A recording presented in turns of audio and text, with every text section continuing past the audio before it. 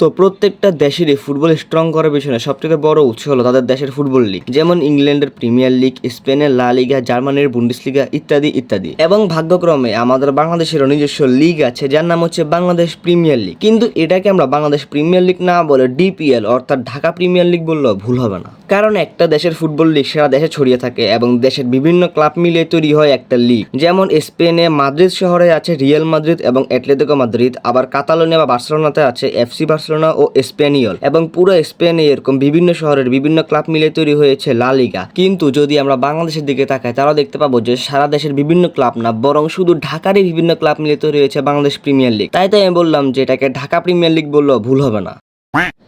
তো আজকের এই ভিডিওতে আমি বলবো বাংলাদেশ প্রিমিয়ার লিগের হিস্টোরি, সাথে বাংলাদেশ ফুটবল লিগ এত দুর্বল কেন এবং এর উন্নতি কিভাবে করা যায়। তো চলুন বেশি দেরি না করে শুরু করি আজকের এই ভিডিওটি। তো বাংলাদেশ প্রিমিয়ার লিগ বা যাকে আমরা ঢাকা প্রিমিয়ার লিগে বলতে পারি, এটি তৈরি হয়েছিল 2 মার্চ 2007 সালে, অর্থাৎ আজ থেকে অলমোস্ট 20 বছর আগে। এই লিগের বর্তমান ক্লাব সংখ্যা হলো 10টি, যার মধ্যে বেশিরভাগ ক্লাবই ঢাকাতে অবস্থিত। সর্বোচ্চ লিগ ট্রফি উইনার হলো ঢাকা আবাহনী। যেমন অন্যান্য লিগে ডোমেস্টিক টুর্নামেন্টস আছে like FA cup, Copa del রে, কমিউনিটি শিল্ড, তেমনি বাংলাদেশও 4টি ডোমেস্টিক টুর্নামেন্ট আছে। এগুলো হলো super cup, challenge cup, federation cup এবং ইন্ডিপেন্ডেন্স কাপ। ইন্টারন্যাশনাল কাপ হিসেবে আছে AFC চ্যালেঞ্জ লিগ। আর সর্বশেষ বিপিএল এর সর্বোচ্চ গোলদাতা হলো Nigerian player Sunday Chiboza with more than 200 goals.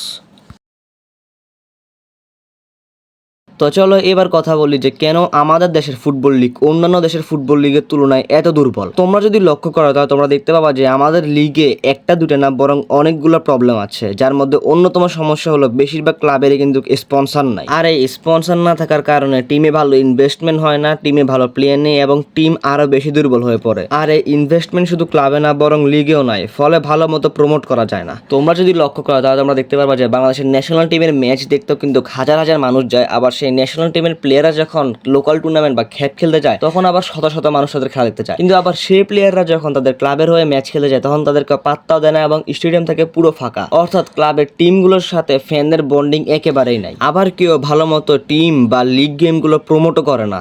তোমরা ইউটিউবে এরকম অনেক ভিডিও পাবা যেখানে লেখা থাকবে বা যেখানে বলা থাকবে যে আর্সেনাল ভার্সেস ম্যানচেস্টার সিটি, কে জিতবে টাইটেল রেসের ম্যাচটা, অথবা রিয়াল মাদ্রিদ 2018 ভার্সেস বার্সেলোনা 2009 কোনটা সেরা। কিন্তু কখনো তোমরা এরকম ভিডিও পাবা না যেখানে বলে বসুন্ধরা কিংস ভার্সেস ঢাকা আবাহনী, কে জিতবে লিগ, বা brothers union versus police FC, এই বছর কোন টিমটা বেশি সেরা। ইভেন 2024 সালের আগেও কেউ ন্যাশনাল টিম নিয়ে তো কথা বলতো না, ওটা তো এখন হামজা, শামিদ, জায়ান, ফাহামিদুলদের জন্য এত চর্চা হয়। বাংলাদেশ প্রিমিয়ার লিগের ওয়ার্ল্ড র্যাঙ্কিং এর কথা যদি বলতে চাই তাহলে এটা পরে 130 থেকে 150 এর মধ্যে। আর ওয়ার্ল্ড র্যাঙ্কিং তো একটু বেশি বড় বলে ফেললাম। শুধু যদি এশিয়ার কথা বলি তাও এটা আসে 20 থেকে 25 নম্বর লিগের মধ্যে।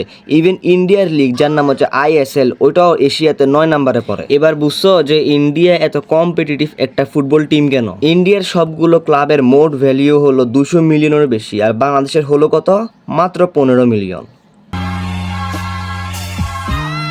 বাংলাদেশের ক্লাবগুলোর সমস্যা হলো তাদের কোনো লং টার্ম ভিশন নাই, অনেক ক্লাবের স্পন্সর নাই, ফলে প্লেয়ারদের স্যালারি ঠিকমতো দেওয়া হয় না। আর রিসেন্টলি তো বসুন্ধরা কিংসের টিম টানা 2 দিন ট্রেনিং করতে আসেনি শুধু একমাত্র এই স্যালারি না পাওয়ার কারণে। কিউবা, তারেক কাজী এরাও ক্লাব ছাড়ে একমাত্র এই স্যালারি প্রবলেমের কারণে। আরেকটা কারণ যার ফলে ক্লাবগুলো ভালো ট্যালেন্ট খুঁজে পায় না তা হচ্ছে স্কাউট ও একাডেমি সিস্টেম নাই। প্রত্যেকটা বড় বড় ক্লাবে কিন্তু একাডেমি ও স্কাউট আছে যার মাধ্যমে তারা প্রিয় ট্যালেন্ট খুঁজে পায়, কিন্তু বিপিএল এর কোনো ক্লাবেই এই কাহিনী হয় না। তারপর ক্লাব ফেমাস না হওয়ার পিছনে আরেকটা কারণ হচ্ছে নন প্রোফাইল প্লেয়ারদের জন্য।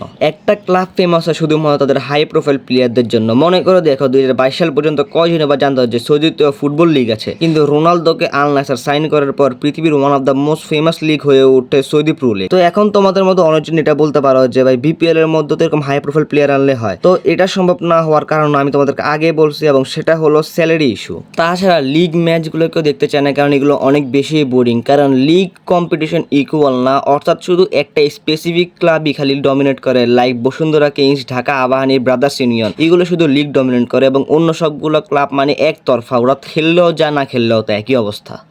তো আজকের এই ভিডিওতে এতটুকুই। প্রথমে মনে করছিলাম যে এই ভিডিওতে বিপিএল এর উন্নতি কীভাবে করা যায় তা নিয়ে বলবো, কিন্তু তখনই আমার মাথায় আসলে কেন এটা নিয়ে একটা দ্বিতীয় পার্ট বানানো হোক, কারণ ভাই আমি একটু বেশি অলস। তো এই ভিডিওর মধ্যে এত বড় একটা কাজ করা আমার দ্বারা সম্ভব না, কারণ আমি একটু বেশি আলসা। তো যদি এই ভিডিওর মধ্যে ভালো রেসপন্স পাই তাহলে আমি অবশ্যই এটা সেকেন্ড পার্ট বানাবো, যেটা হবে হাউ টু ইমপ্রুভ বিপিএল। তো তোমার সাথে দেখা হবে একটা নতুন ভিডিওতে, ততক্ষণ জন্য আল্লাহ হাফেজ।